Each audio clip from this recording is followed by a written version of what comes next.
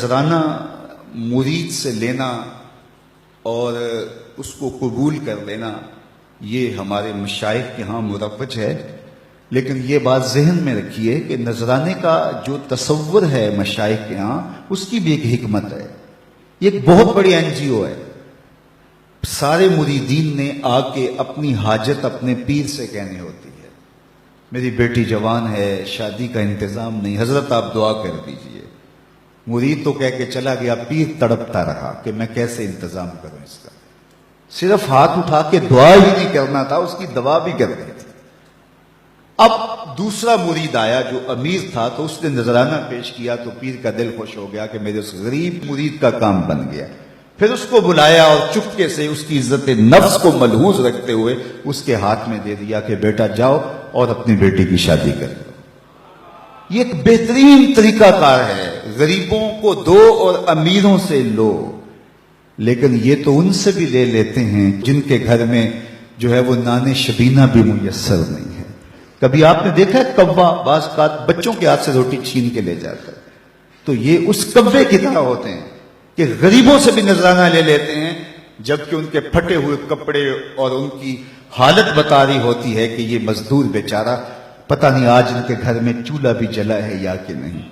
علامہ اقبال کا معروف واقعہ ہے کہ وہ بیٹھے تھے میکلوڈ روڈ والے مکان میں، تو ایک صاحب آئے ان کے پاس جو بہت بڑے پیر تھے اس زمانے کے، تو ان کا ایک مرید لاہور کے دوسرے کونے میں رہتا تھا، تو اسے پتہ چلا کہ میرے پیر صاحب علامہ اقبال علیہ رحمہ کے مہمان بنے ہیں، تو وہ ملنے کے شوق میں آیا اور اس نے کہا کہ حضرت بیٹی جوان ہے اور جن کے ہاں رشتہ طے کیا ہے وہ شادی کا کہہ رہے ہیں، اور میں پہلے 100 روپے کا مقروض، اس زمانے میں 100 روپیہ بھی بڑا ہوتا تھا، اور مزید شادی بھی کرنی ہے، کوئی دعا کیجئے، اور اپنا دکھڑا سنایا۔ پیر صاحب نے ہاتھ اٹھائے، دعا کی اور اس کو کہا بیٹا آپ کو اجازت ہے۔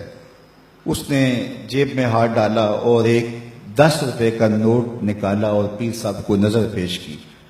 انہوں نے چپکے سے لے کے جیب میں ڈال دیا۔ اقبال کی بے ساختہ ہنسی نکل گئی۔ خیر مرید صاحب سامنے تھے تو پیر صاحب نے اس وقت تو کوئی بات نہ کی۔ جب مرید صاحب تشریف لے گئے تو اقبال سے پوچھنے لگے پیر صاحب آپ کیوں ہنسے تھے؟ کہا حضرت میں آپ کی دعا کی قبولیت پہ ہنسا تھا۔ تو آپ کو کیسے پتہ چل گیا میری دعا قبول ہو گئی؟ کہا حضرت جب آپ نے دعا نہیں کی تھی وہ 100 روپے کا مقروض تھا، جب آپ نے دعا کر دی 110 کا مقروض ہو گیا۔ اب اس کو تو دینا چاہیے تھا لیکن آپ نے اس سے بھی لے لیا۔ تو اس پر اقبال نے کہا تھا ہم کو تو میسر نہیں مٹی کا دیا بھی، ہم کو تو میسر نہیں مٹی کا دیا بھی، گھر پیر کا بجلی کے چراغوں سے ہے روشن۔ کم بیشت اللہ جو کہہ سکتے تھے رخصت ہوئے، رہ گئے قبروں پہ مجاور اور گور کن۔ میراث میں آئی ہے مسند ارشاد ان کو، زاغوں کے تصرف میں عقابوں کا نشیمن۔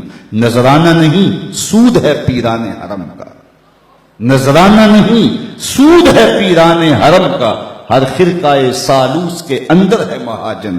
شہری ہو دیہاتی ہو مسلمان ہے سادہ، بتوں کی طرح پجتے ہیں کعبے کے برہمن۔ تو اس کی تو مدد کرنی چاہیے تھی۔ وہ دکھڑا سنانے آیا ہے، بیٹی گھر کی دہلیز پہ بیٹھی ہے، یہ تو اس سے پوچھو جس کی بیٹیاں جوان ہیں اور ان کو رخصت کرنے کے لیے باپ مجبور ہے، کس طرح اس کی راتوں کی نیند اڑ جاتی ہے اور کس طرح دن کا قرار لٹ جاتا ہے، لیکن اس سے بھی 10 روپے وصول کر لیتے ہیں۔ تو آج میں اور آپ دیکھیں کہ ہر ایسا شخص نہیں ہوتا جس سے نذرانہ لیا جائے، کچھ ایسے ہوتے ہیں جن کو نذرانہ دیا جائے۔ پیر ایک ذریعہ بن جاتا ہے، غریب اور امیر کے درمیان ایک پل بن جاتا ہے۔ تو نذرانے کا تصور تو ہے طریقت کے اندر، لیکن اس کا یہ مطلب نہیں ہے کہ نذرانے سے پیر کے کتے بھی عیش کریں اور غریب مرید جو ہیں وہ نان شبینہ کو ترسیں، اور پیر ان نذرانوں سے بٹیرے لڑائے اور شادیاں کرے، اور مرید جو ہے وہ بیچارہ نان شبینہ کے لیے ترس ترس کے زندگی گزارے اور بلک بلک کے موت کی آغوش میں اتر جائے۔ اس لیے نذرانے کے تصور کا انکار نہیں، لیکن اس کا مصرف کیا ہونا چاہیے یہ پیر کی ذمہ داریاں ہیں۔